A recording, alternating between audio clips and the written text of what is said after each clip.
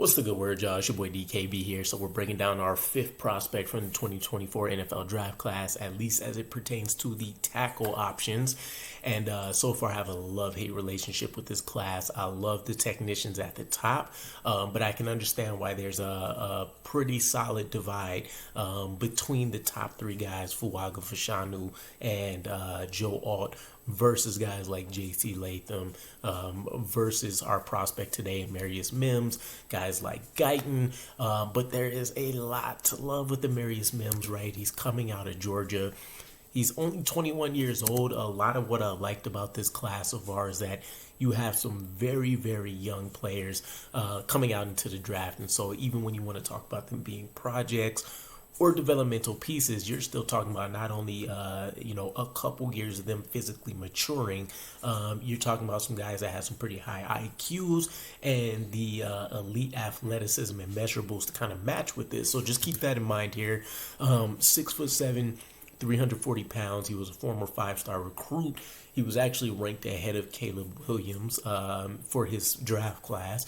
Limited playing time and experience is really the story with this guy, Amarius Mims, right? He's the guy that I wouldn't be surprised if he becomes the third tackle drafted. I also wouldn't be surprised if you see him slip into the bottom of round one or become a high day two pick, just because the story is so unclear with Amarius Mims here, right? Here's kind of what I mean. Less than 10 starts, right? 8 officially on record, 30 games of experience, but he's mostly played as a reserve player. And he has 803 career snaps, somewhere in that general ballpark, which a lot of the comparisons people are going to make here, because there was another Georgia tackle that just got drafted, Broderick Jones, right? Broderick Jones, though, we also kind of shot him down a little bit for being kind of a minimalist, right, in terms of playing experience. Broderick Jones had 1,400 snaps compared to Amarius Mims' 800. So pretty vast difference, right? People are going to highlight the left tackle, right tackle versatility, but from what I recall, he only got an intramural scrimmage games worth of left tackle snaps, and then everything else has come in practice, which is not to shade that in any manner, but I just want to point it out that we're not talking of his 8 starts, 4 of them being a left tackle, 4 a right tackle. So there is a little bit of projection there, but you feel good with the athletic traits, which is generally going to be the huge concern, right? Can a guy go out there and play on an island? Amarius Mims would have that ability. The question for us would be, can the Jets afford to draft a lineman that's not ready that high, right? I think that's why you generally see guys sticking to the top 3 tackles when we see these mock drafts, and if not, they go for the best wide receiver available or the Brock Bowers, pick, for example. So just kind of keep that in mind, again, as we're kind of detailing some of these other prospects. But some of the other things that I found was interesting, he did have a transfer portal request right after he finished his freshman year that he ended up, kind of rejecting the idea, going back to Georgia. So not sure what the commitment issue, quite there was being. Maybe it was the fact that he wasn't getting a lot of playing time. But he ultimately came back, tried to make it work and figure it out. And then I did see something where it mentioned, even though we don't really have measurables for anybody yet, that he had a verified 7-foot 1-inch wingspan in high school, which is crazy because you're talking about 3-4 years ago, and the guy's only grown since. So he might be one of the freakiest guys to show up at the combine when we officially start getting things cracking there. What is he going to bring to his tape? Before we get into some of his pros, there is a injury history to be concerned with here, right? It's not just the fact that he has limited playing time and experience. It's also the fact that he hasn't really been able to stay on the field. So even in the 8 starts and everything, there's been times where he's had to come out. I don't think every single instance has been due to injury, but there was a significant one recently in the tightrope surgery that was done to his ankle. So there are going to be some medical concerns here. But in terms of what would make a guy with this many question marks, before we even talk about game field, still be a high round 1 pick consideration, let's talk about it. Elite measurables, right? That's where everything's going to start and finish with Amarius Mims. excuse me, this early and at this point. His athleticism has been compared to being a move tight end in space, which is ridiculous for a tackle his size. You see him load base and draw power when he's going through his extensions. He's agile with his lateral movements to kind of mirror rushers. You see his hip flexibility good enough to allow for alignment adjustments. Uses his elite wingspan and athleticism and pass protection. So this is a guy that during his college time, he really has beat some of the best as an SEC prospect, purely based on his God-given talents and his movement ability, which says a lot that he has been able to go out there and dominate as easy as he's made it look in a limited amount of reps we have to review. You see his controlled knee bend and lean, right? And then you want to talk about his leverage and extension ability, good depth when he's kick sliding. You can see him align his base to block interior gaps, try to force guys outside. One of the things that is underrated in his film, which gets picked up decently enough, is that he's very impressive in terms of his processing speed on stunts.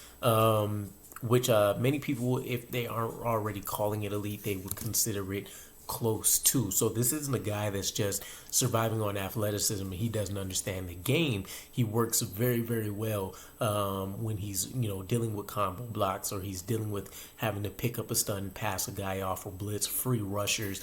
So that is something that is a huge boost for him. Times his two-hand extensions well, considered a road grader in the run game, right? At his size, you would pretty much expect that from a guy like Mims. Foot speed doesn't force him to drift and pass it so much. He uses his length very well to keep separation.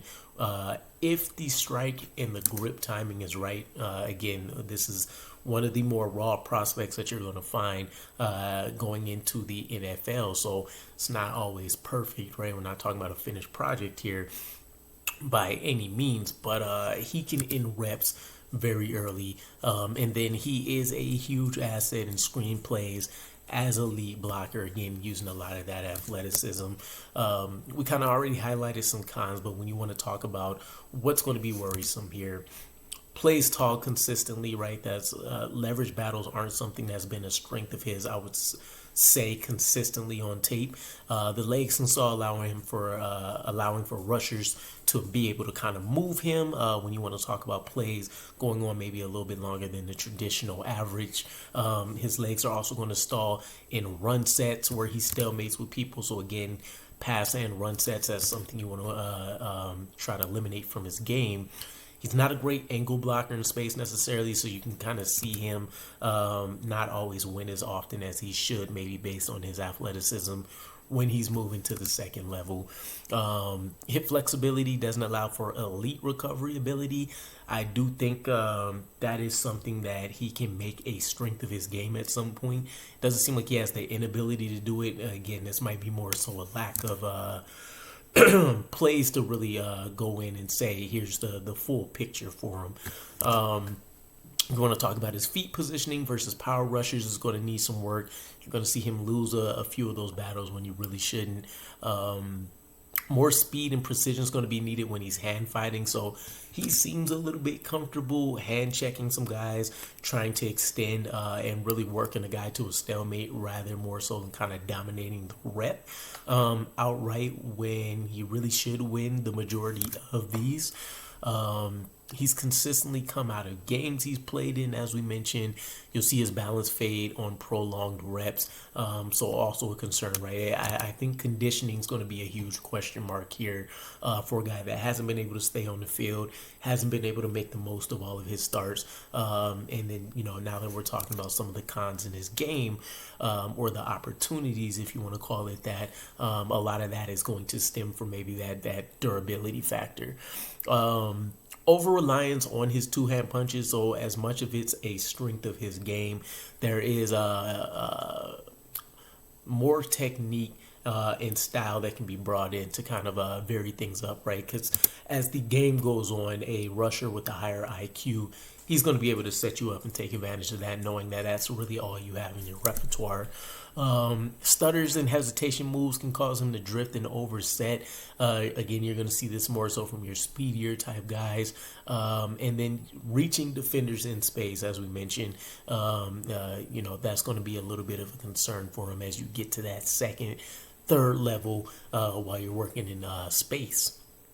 Pro comps are interesting for him because, again, it's hard to really relate him to anybody stylistically just because you're not seeing the same amount of snaps across the board. And then again, you're talking about not the same level of even true pass sets, different things like that, right? A lot of variables here, but some of the pro comps out there: Matthew Bergeron, Jackson Kirkland, Evan Neal, Jamal Brown, Cam Robinson.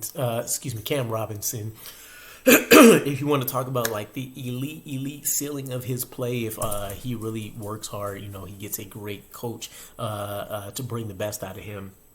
I've seen a ceiling for his play being Jonathan Ogden, which is wild, but that in and of itself isn't necessarily far-fetched when you take a look at what he can actually do as an athlete out there on the field. So it's concerning. If we trade down, this is the territory we start getting into the athletes with little refinement in terms of technical ability. But any one of these guys can go out there and be one of the next top 3 tackles for the next 10 years. So it's really a matter of how much faith do you have in your coaching staff. And again, when it comes to a guy like Aaron Rodgers, the main question being, do you want a guy that may not necessarily be able to play at an above average or elite level right now consistently, and kind of bringing in more of that project player and figuring out how quick he can develop? Don't know if that's a risk we're really worth taking for us specifically, but again, things may be out of our hand having the 10th pick in this particular draft class. So nonetheless, let me know what you guys think about Amarius Mims, and I'll catch you again. Peace.